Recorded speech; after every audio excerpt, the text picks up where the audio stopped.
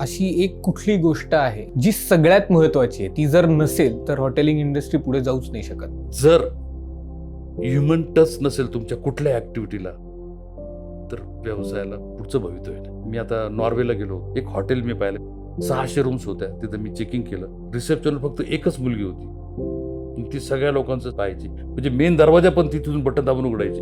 बाहेर थंडी, अगदी -10 डिग्री टेम्परेचर, आम्ही बाहेर उभा आहे, आम्ही नॉक करतोय, तिने बटन दाबलं तर आम्ही आतमध्ये आलो. सिक्युरिटी गार्ड नाही, काय नाही. आणि ब्रँडेड हॉटेल. तिने सांगितलं की तुमचं की दिले, त्या कीच्या मागे नकाशा दिलाय, follow that map and please go.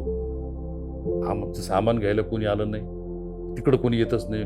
European कंट्रीमध्ये तुमचं सामान कोणी उचलतच नाही. आणि हे दिवसेंदिवस वाढत चाललं. रोबोटमध्ये आपल्यामध्ये काय फरक आहे? हे बघा, एक उदाहरण तुम्हाला सांगतो. US मध्ये एक वयस्कर बाई, ती स्टॅम्प विकत घेण्यासाठी एक लाईनमध्ये होती. तर तिकडे बाजूलाच ते स्टॅम्प व्हेंडिंग मशीन होतं. तर दुसरा एक माणसाने सांगितलं, why you are wasting your time? No, I am not wasting my time. I meet to that employee, he will ask me how are you, where is your son, where is your daughter. हे मला कोणी विचारत नाही. कम्युनिकेशनच नाहीये US मध्ये. आणि वयस्करांच्या बरोबर communication नाही. कम्युनिकेशनसाठी लोक काय करतात?